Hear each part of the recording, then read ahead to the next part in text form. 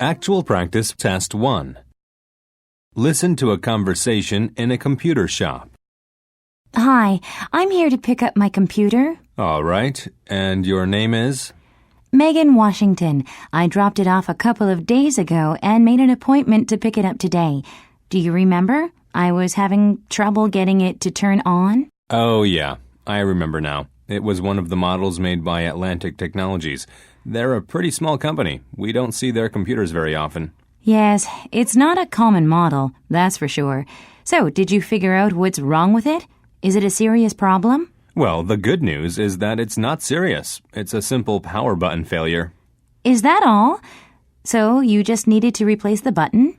Yes, but here's the bad news. I don't have that part in my inventory. Like you said, it's not a common model, so I had to make a special order directly from the company. Oh, so it's not fixed yet? No, it's not. The replacement power button should arrive Thursday or Friday. As soon as it does, I'll fix your computer. But I can't wait until Thursday or Friday. I've got a term paper due next week, and there are some documents I absolutely need off the hard drive. I'm really sorry about that, but I called every computer shop in town. Nobody carries parts for this model. Only a few people have even heard of it. But I can't. Isn't there some other way to fix it more quickly? Without those documents, I won't be able to hand in my term paper on time. Maybe if I...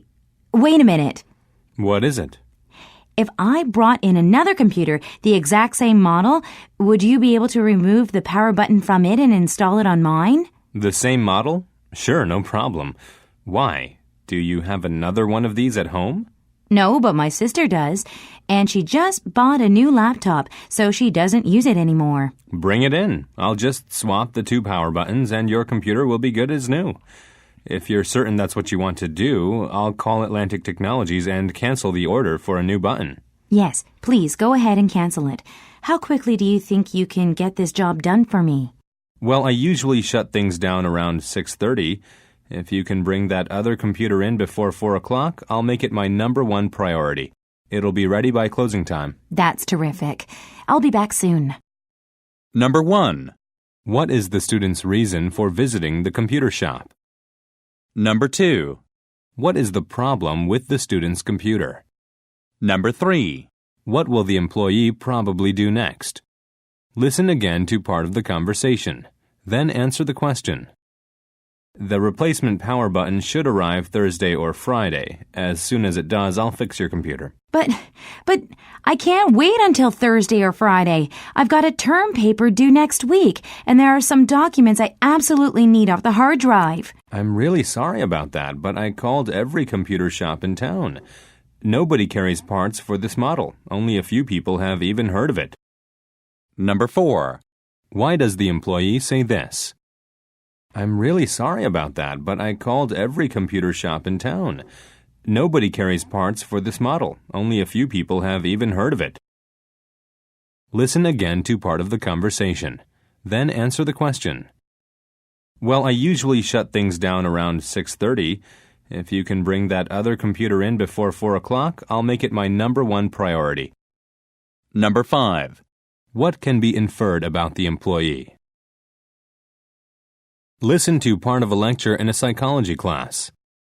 Class, we've been talking about cognitive development in children, the stages children go through as their minds develop. Today, I'd like to cover an issue that's closely related to cognitive development, something called separation anxiety. It's when a child gets very anxious or frightened whenever they're away from their parent or other familiar caregiver. Those of you who've spent time with young children have seen it, I'm sure. A parent tries to leave their child, who's maybe, a year or so old, tries to leave that child with someone so they can go to work or go out to dinner or something. And the kid is not happy about this, right? He or she cries and screams and tries to cling on to the parent. You know what I'm talking about. Anyone? Yeah, I know what you mean, but how does this relate to cognitive development? Well, separation anxiety is actually a very normal phase children go through, and it coincides with a specific period of their cognitive development. The age we're talking about is somewhere between 7 months and 1 year. What's going on in a child's cognitive development during this time? I think that's when children's memories start to really develop, isn't it? Yeah, and since they can remember, children start to recognize familiar things, and people too. Absolutely. See, babies younger than 6 months that haven't entered this stage, they can't really tell the difference between one adult and the next. They'll be happy with anyone who provides for their needs. But once the child learns to recognize certain people who are with them all the time, usually the parents, once this happens, the child experiences separation anxiety when that familiar person leaves. But just because they can recognize people doesn't explain why young kids have this anxiety reaction. Do psychologists know the cause? Well, let's think back again to the stages of cognitive development. Children around 1 year old can remember and recognize. But what's something they haven't developed yet? They don't have any understanding of time, right? Yes, and since they don't have any concept of time, they can't understand that their parent will return in the future. Once the parent leaves, all the child knows is they're gone and may never come back. Scary, right? Now, as the child develops further, separation anxiety eventually becomes less intense, and then goes away altogether. The child learns its parents will only be away for a specific period of time, and develops trust in the parent or caregiver, trust that the person will in fact return. This may take a few years, but most children overcome their separation anxiety.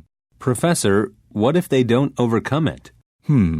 Well, this is really a topic for another class, but in a small number of children, separation anxiety is very intense, and it continues, maybe even into the teens and beyond. We call this separation anxiety disorder.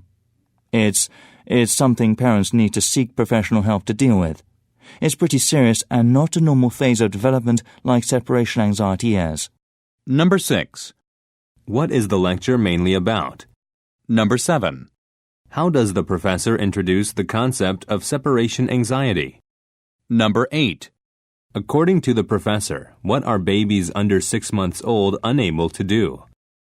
Number 9. What does the professor say about separation anxiety disorder? Listen again to part of the lecture, then answer the question. He or she cries and screams and tries to cling on to the parent. You know what I'm talking about. Anyone? Yeah, I know what you mean, but how does this relate to cognitive development? Number 10. What can be inferred about the student? Listen again to part of the lecture, then answer the question.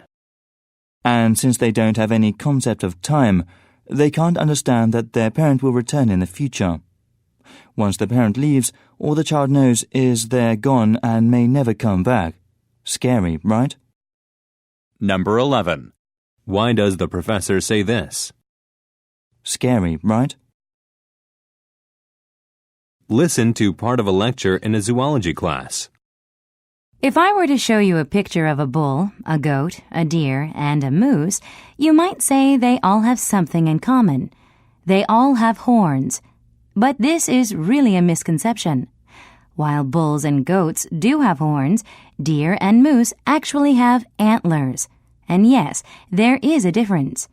Despite what you might think, antlers are not simply a kind of horn. So, what are the differences?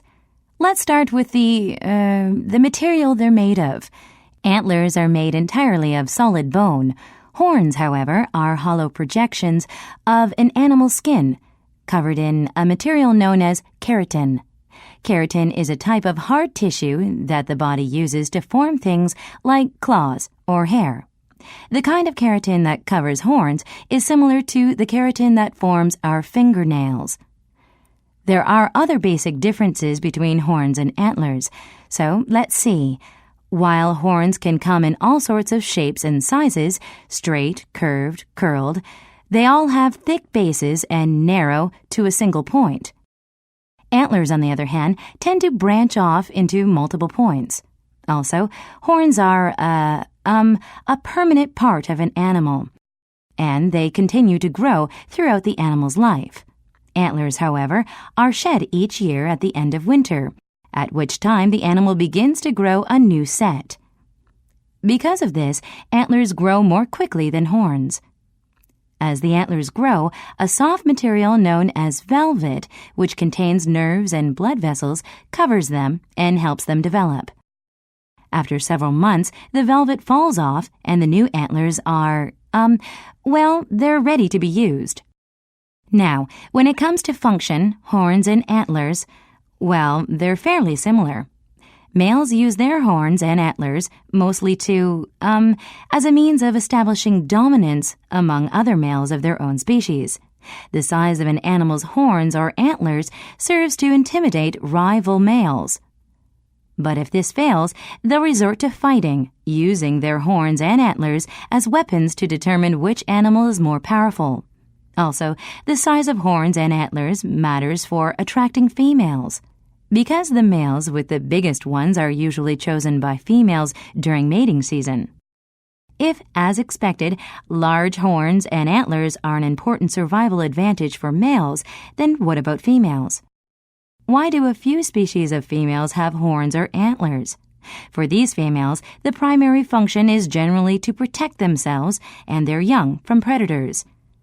In the course of their day-to-day activities, animals also use their horns and antlers for some pretty practical purposes, including such tasks as digging up food, peeling bark off trees, or scratching themselves. Number 12. What is the lecture mainly about? Number 13. How does the professor introduce horns and antlers? Number 14. According to the professor, why does the growth rate of horns and antlers differ? Number 15. In the lecture, the professor discusses both horns and antlers. Indicate whether each of the following is a characteristic of horns or antlers. Click in the correct box for each phrase. Number 16. Which of the following is not mentioned as a function of horns and antlers? Listen again to part of the lecture. Then answer the question. If, as expected, large horns and antlers are an important survival advantage for males, then what about females? Number 17. Why does the professor say this? Then what about females?